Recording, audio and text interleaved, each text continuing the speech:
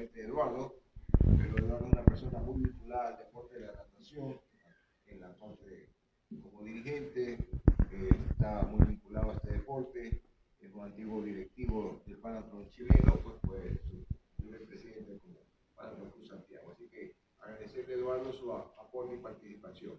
Seguidamente tenemos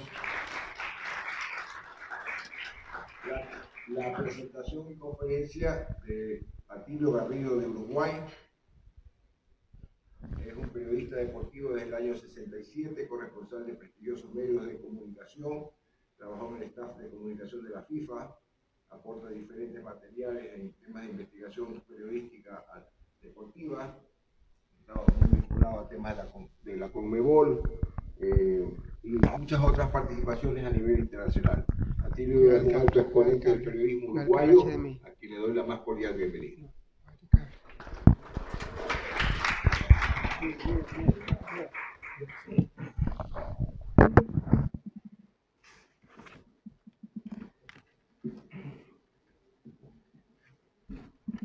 Muy buenos días. En primer lugar, corresponde agradecer al señor presidente del Panatlón Internacional por estar aquí, por habernos dado a los sudamericanos el primer congreso en nuestro continente. En segundo lugar, al Panatlón Ecuador, que nos ha atendido de maravillas, que nos ha ofrecido la tradicional y calidez que tienen los seres humanos de esta tierra, la que tanto conocemos. Y en tercer lugar, a todos ustedes por escucharme. Ahora sí, 20 minutos. ¿Está bien? Política y deporte es un tema bastante difícil, pero que nace con los deportes mismos. Los británicos fueron los que introdujeron los deportes más importantes. ¿Y cómo lo hicieron? A través de la revolución industrial, que dejó de lado el trabajo manual y fue una de las grandes diferencias del siglo XIX al inventarse los motores.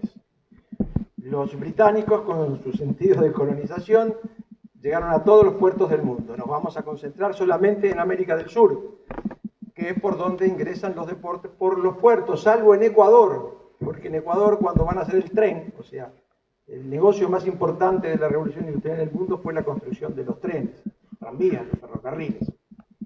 Cuando llegan a Guayaquil, definieron la línea del ferrocarril como el ferrocarril del fin del mundo, porque era tan difícil hacerla que demoró muchísimos años. Entonces el Football Association, en Ecuador lo introduce uno de los descendientes de las familias aristocráticas, Wright, que había estudiado varios años en Inglaterra y trae los deportes. El ferrocarril es la usina que desparrama. El cricket, que era el deporte más importante de Inglaterra, allá por 1700 comenzó a jugarse. El fútbol rugby y después el Football Association, que surge para diferenciar de la violencia que tenía el fútbol rugby. En 1900 me voy a ubicar en el Río de la Plata. ¿Por qué? Porque es donde en forma mayoritaria se difunde el fútbol, en Argentina y en Buenos Aires. Y acá ya tenemos un político en escena. Francis Chevalier Buttel, nombre importantísimo, británico, nacido muy cerca del Palacio de Buckingham, que llega a Montevideo en 1873, se casa con una uruguaya, ingeniero civil, introduce el fútbol, junto con el Montevideo Cricket, el remo, es una figura importantísima, se casa con una uruguaya, se van a Buenos Aires, tienen 5 hijos y se convierte en una de las figuras más importantes de los negocios británicos, pero a su vez de los deportes. Presidente de Lomas Athletic Club, que gana 4 campeonatos en la última década del siglo XIX, e inventa lo que llamó, yo no sé inglés, T-Cup Competition, la Copa de Competencia, que es el preámbulo de la Copa Libertadores de América, que era un campeonato internacional de clubes por inscripción, clubes de Buenos Aires, Rosario, que era muy desarrollado el fútbol por los trenes, y Montevideo. Es un suceso. ¿Qué pasa? Los políticos ven que esto, mucha gente va al fútbol, que es una cosa muy popular. Y entonces tenemos en 1900 la Copa Competencia, y entonces en 1902 Julio Argentino Roca, presidente de la República, descubre que hay que organizar los deportes.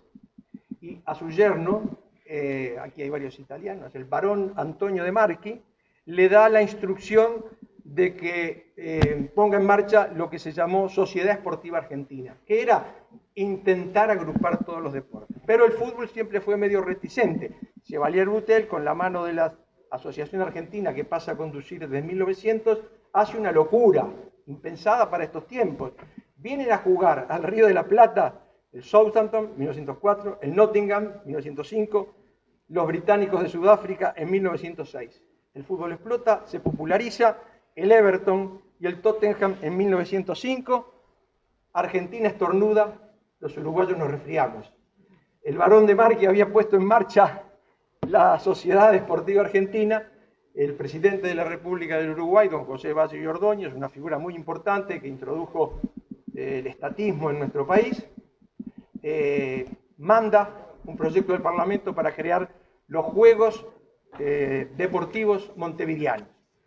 Cuando va el trámite parlamentario, lo mandó en 1906, terminó en 1911, pero ahí un diputado, este es un hallazgo del compañero, el doctor Echandi, un diputado, Antonio Cabral, dice, pero ¿y quién va a organizar esto? Hay que hacer una comisión de políticos. Entonces ahí nace la Comisión Nacional de Educación Física en 1911, que es cuando se aprueba en las cámaras. A todo esto, en 1907, había aparecido un señor político, nacido en la ciudad de Dolores, muy de sentimiento argentino su padre, por eso le puso de nombre Héctor Rivadavia Gómez, fundador de la Confederación Sudamericana de Fútbol, periodista del diario El Día, político, junto a José Valle y Ordóñez del Partido Colorado, diputado, desempeñó varias funciones en entes autónomos, una figura importantísima. En 1907, con apenas 27 años, dirige el fútbol uruguayo, se propone ganar, y allí comienza en 1910 el centenario de la Revolución de Mayo. Figueroa Alcorta era el presidente y dice que hay que hacer los grandes juegos deportivos del centenario de la Revolución de Mayo. El fútbol es la vedette. Chile, está por allá, mandó 400 personas en la delegación. Vinieron de todas partes del mundo. Es el primer campeonato sudamericano porque se enfrentan Uruguay, Argentina y Chile. ¿Cómo llegó Chile y se incorpora al fútbol internacional? En el tren trasandino que se inaugura, 52 horas para llegar desde Santiago a Buenos Aires. Tuvieron 22 años para hacerlo. Se inauguró en el centenario de la Revolución de Mayo. En 1912, Sáenz Peña era presidente de Argentina. Le encomienda a Julio Argentino Roca que vaya a arreglar un lío con Brasil, porque los argentinos y los brasileños siempre están, inclusive anoche en la cancha de Palmeiras, están bastante peleados. Bueno, entonces Julio Argentino Roca, ¿qué hace? Lleva a la selección argentina a jugar a Río de Janeiro. Y entonces, si el partido se hace en conmemoración del grito de Ipiranga. Argentina tenía un cuadrazo, le va ganando 3-0 en el primer tiempo. Voy a contar una anécdota, baja Julio Argentino Roca al vestuario, muchachos, no puede ser, le estamos ganando 3-0, están festejando el grito de Ipiranga, vamos a dejarnos ganar en el segundo tiempo. Los hace formar, le da la mano a cada uno de los jugadores, Maximiliano Susán, que era el Messi de aquel tiempo, dice, bueno, vamos a hacerle caso al presidente, cuando van a jugar le hacen 2 goles más, le ganan 5-0. Bueno, Lauro Müller inventa la Copa Roca, que la donó el presidente argentino. Es interesante detenerse en este tema. La Copa Roca, que la donó para jugar Argentina y Brasil. Se pone en marcha en 1914, en Buenos Aires. La selección brasileña se queda en la casa de Julio Argentino Roca, que era bastante grande. Brasil gana 1-0, el primer partido de la historia. Roca se muere 21 días después. Fue el gran presidente argentino. Conocen, lo tiene la Roca, ¿no? 1916, centenario de la independencia argentina en Tucumán. ¿Qué hacemos? Un gran campeonato de fútbol, es lo mejor, lo más lindo. Victoriano de la Plaza es el presidente de Argentina y hacemos el campeonato. El 9 de julio, que es la independencia argentina, Rivadavia Gómez, que va por Uruguay, en un congreso como este, dice hay que formar la Confederación Sudamericana de Fútbol. La tenemos que hacer, una asociación por cada país. Cuando se va a votar, Brasil tiene 2 asociaciones, San Pablo y Río. No se puede, la pasamos la votación para diciembre una reunión en Montevideo, pero queda más o menos encaminada. Cuando se hace en diciembre del 16 en Montevideo la reunión, vienen otra vez San Pablo y Río. Entonces no podemos, no se funda. El domingo de mañana llega un telegrama de Lauro Müller, el ministro de Relaciones Exteriores de Brasil, una figura importantísima, diciendo: a Brasil la representa la Liga Amateur de Río de Janeiro. Se fundó la Confederación Sudamericana de Fútbol, que pone en marcha el Campeonato de América, la Copa América. Ahí en el 16 les ganamos a los argentinos y nos traemos la Copa para casa. En el 17 se hace en Montevideo. La Copa América se mandó construir en Inglaterra, pero como estaba la guerra, no hubo Copa América hasta el año 20 y pico. Uruguay sale campeón. Ahora, es el primer estadio que construye el poder político con la plata del pueblo. ¿Qué estadio? Un estadio que estaba en la pista de atletismo. ¿Que lo hace quién? La Comisión Nacional de Educación Física. Es el primer estadio que se hace especialmente para un evento deportivo. Después se vino abajo porque era de tablones, y entonces lo quisieron hacer como los británicos y se vino abajo. 1930, la Copa del Mundo en Montevideo. La primera Copa, pero no el primer campeonato del mundo. El primer campeonato del mundo fue en 1924. Y acá los políticos en su mayor expresión. Estaban divididos el fútbol en Argentina y el fútbol en Uruguay. Había dos asociaciones. En Argentina una estaba afiliada a la FIFA. El presidente era Marcelo Torcuato de Alvear, un esgrimista que había sido diplomático y embajador en Francia, que conocía íntimamente a Pierre de Coubertin, y está dispuesto a mandar una delegación gigante de 200 personas, que son las que van. Pero el fútbol, ¿quién va? La asociación dice: vamos nosotros. No, dice la federación, que estaba dirigida nada menos que por el doctor Ricardo Aldao, una figura política de primer orden, el constructor de Geva, que todavía está, es una cosa maravillosa ahí en el Parque de Palermo. Bueno, ahí empiezan los tironeos. Vencía el 4 de abril del año 24 la inscripción. Bueno, nosotros en Uruguay tenemos los mismos problemas, ya teníamos dos federaciones, porque ya les digo, Argentina se resfría, estornuda, nosotros nos resfriamos. Entonces ahí hay un gran problema. ¿Qué hacemos? Interviene el presidente Valle y Ordóñez, el Partido Colorado, Francisco Gigliani, que era el miembro COI, hombre del riñón de José Valle y Ordóñez, ¿y qué hace? Disuelve el Comité Olímpico y como miembro COI inscribe a Uruguay. Es el viaje de Cristóbal Colón al revés. Nunca se había jugado fútbol sudamericano en Europa. El 10 de abril de 1924, cuando Uruguay juega ante el Celta de Vigo en los campos de Coya, comienza una ráfaga olímpica y mundial, pero es la primera vez que un equipo sudamericano latinoamericano juega el fútbol en Europa. Se cumplen 100 años. ¿Por qué no de todas Américas? Porque cuando termina la guerra mundial, la primera, ¿con qué festejan los aliados? Con los Juegos Deportivos Interaliados, una cosa que está bastante escondida por ahí. Se hace el Estadio Pershing en París, es una fiesta y sale campeón del fútbol la selección de Estados Unidos. En el 24, Uruguay va, después de ese partido que les dije, gana 9 de corridos en una gira por España, los 5 en el Mundial de París, en los Juegos Olímpicos, que era mundial porque lo organizó la FIFA, es el primero que organiza la FIFA porque en 1921 en Lausana, Pierre de Coubertin libera a las asociaciones y le da el poder deportivo a las federaciones, que es una decisión trascendente de liberalización que hizo Pierre de Coubertin y que está bastante escondida. Uruguay sale campeón del mundo, jugando un fútbol espectacular. Alcanza con leer los diarios parisinos de esa época. 24, se repite en 28. En el 24 debo decir que si Argentina hubiera ido, la final era Uruguay-Argentina. En el 28 van los argentinos. Bueno, vas a Argentina, ¿y cuál es la final? Uruguayos y argentinos. La gana Uruguay, por suerte, y hacemos el campeonato del mundo de 1930. Una fortuna pagó el país para que estuvieran los equipos europeos, porque Europa le hace un boicot a Sudamérica. Es imposible comprender hoy que en aquel tiempo países como Argentina y Uruguay, hechos por inmigrantes argentinos e italianos, españoles e italianos, no hayan venido los españoles ni los italianos, cuando había miles y miles de españoles e italianos en nuestro Río de la Plata. Hace un boicot en Europa que lo quiebra ¿quién? La política. Mandan a un embajador, el ministro de Relaciones Exteriores, que era el doctor Pedro Manini Ríos, una gran figura del Partido Colorado, el hombre que fue mano derecha de Valle hasta que se peleó con él, ministro, senador, todo lo que quieran, manda al doctor Enrique Buero a Suiza, que se hacía el Congreso Olímpico del 23. Uruguay no estaba afiliado, consigue la afiliación en el 23. Ya en el 30 tenemos afiliación, y en el 28, que se hace el Congreso en Barcelona, defendiéndolo el doctor Enrique Buero, y con un gran argentino que fue Adrián Bécquer Varela, que hace el discurso en castellano y se lo traduce Buero al francés, le dan la sede del Mundial a Uruguay del 30. Bécquer Varela se muere saliendo de Barcelona a tomar el barco de Madrid, a tomar el barco en Barcelona. Hacemos el Mundial del 30, se rompe el boicot porque Buero consigue nada más que 4 países, Francia, Rumania, Yugoslavia y la otra no me acuerdo.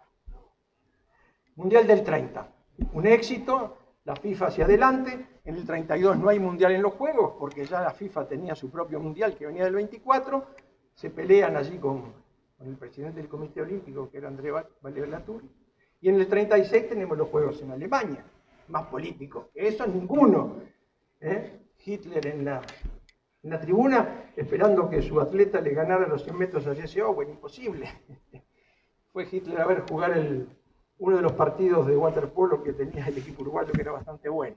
36 Juegos Olímpicos, estamos de acuerdo. Antes, en el 34, Mussolini en el 34 y Mussolini en el 38 sacó campeón del mundo a Italia a fuerza de comprar jueces, y en los Juegos Olímpicos del 36, y aquí tenemos peruanos, es cuando a Perú le roban ser campeón del mundo. O sea, y ahí Perú se va de la FIFA, nos vamos todos de la FIFA y decimos que no vamos a ir a los mundiales del 38, pero Brasil, siempre Brasil, va a todos los mundiales, del 30, 34, 38, todo. Pero ya tenemos en Brasil ¿a quién?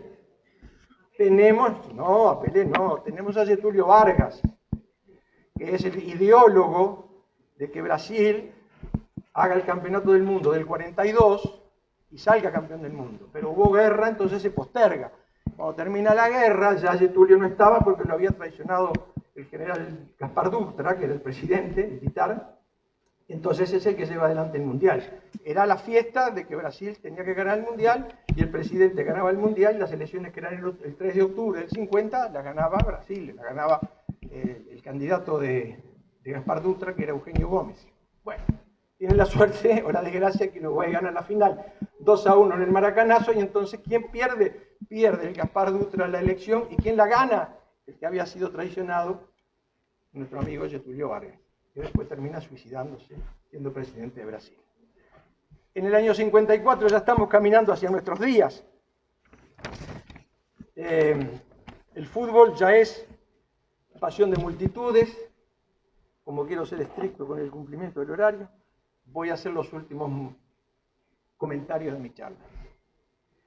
El hijo de Valle y Ordóñez, de nuestro líder, del Partido Colorado, es una figura de primera magnitud en el fútbol uruguayo desde 1919, que asume como vicepresidente de Peñarol.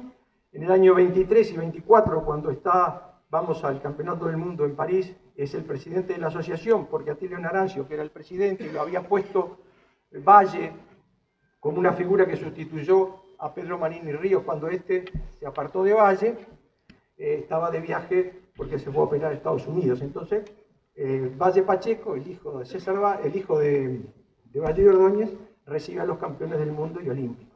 Lo mismo le pasa en el 38, en el 30 es el que pone la piedra fundamental del estadio, y en el 50 seguía en la Asociación Uruguaya de Fútbol, siendo el presidente de la asociación que gana el Campeonato Mundial de Maracaná. O sea que la política siempre está, y en la Argentina es igual. Y para terminar, porque quiero ser justo, voy a revelar en este tipo de anécdotas, que trato de hacerlo divertido para todos, experiencias que son personales, si se quiere. En 1990 asume la presidencia del Uruguay el doctor Luis Alberto Lacalle de Herrera. El Partido Colorado, a través de Washington Cataldi, una de las figuras de Peñarol muy importante, diputado también y ministro, nunca había invitado al doctor Nicolás Leos, que asumió en 1986 la presidencia de la Confederación, a visitar al presidente. Ustedes saben que siempre en este tipo de congresos y reuniones hay que visitar al presidente de la República. Pues bien, ¿Qué pasa? Cataldi era íntimo amigo de Teófilo Salinas, lo tienen, ¿no? Un peruano muy importante, presidente de la Confederación durante muchos años. Pero este aquí, que Teófilo Salinas era íntimo amigo de Washington Cataldi. Entonces, cuando asume el doctor Sanguinetti la presidencia de Uruguay en 1985, el doctor Sanguinetti es un conocido y dirigente de Peñarol, él y su señora, no reciben a Leos, y Leos, un hombre muy particular, que le gustaba el boato del poder, quería que lo recibieran los presidentes y que intercambiaran. Bueno. Entonces, en el año 90, que gana Lacalle, su partido político tiene una gran afinidad con el Paraguay, porque se luchó en la guerra del Paraguay, en Chaco, entonces lo invita a recibirlo. Hablan en guaraní, porque el presidente de Lacalle habla 5 idiomas, Roja, Ijú, no sé qué, no sé cuánto. Me dice a mí, ¿qué le puedo pedir? La Copa América del 93. La haces vos, hacemos los estadios. Barba, presidente, ¿me puede dar la Copa América del 93? Bueno, cuando sale el Leo me dice, escúchame, y esto muchos ecuatorianos están acá, escúchame, ya me la pidió Sisto Durán Ballén y le dije que sí. Sisto Durán Ballén era el presidente de Ecuador en ese momento. Y le dije que sí. Bueno, doctor, le digo, Dios dirá. Pasa el tiempo y me llama Leo. ¿Qué hacemos con el 93? Ahora no la anuncié todavía, pero la voy a anunciar. Pues Alberto, ¿qué querés? La del 93 no puede ser, la del 95 vos no vas a ser presidente, ya porque tenés que entregar el mandato. No, la hacemos igual, hacemos los estadios, esa es la Copa América acá. Y así se hizo y la ganó Uruguay. Y para el final, para que vean que hasta hoy, en nuestro país al menos, pero que es una anécdota interesante sobre el fútbol y sobre la política y lo que significa el fútbol para la política, en el año 91-90, un chico de 17 años y su hermano menor, que tenía 14, que eran los hijos de Luis Alberto Lacalle de Herrera, nos decían a mí y a mi señora, que está allá de esquema del Gómez, vos llévamela al fútbol, la Vera Nacional, que esto me tiene enloquecido. Bueno, le agarramos al chico, lo llevamos a Vera Nacional en diversos partidos. Y los chicos, ¿a dónde iban? A la tribuna popular, a la Barra Brava, eran Barra Brava de Nacional. Bueno, ese chico que tenía 17 años hoy es Luis Aparicio Alberto Lacalle Pou, nuestro presidente del Uruguay. Buenas tardes, espero que les haya agradado.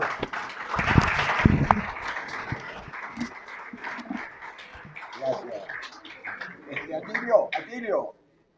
Atilio.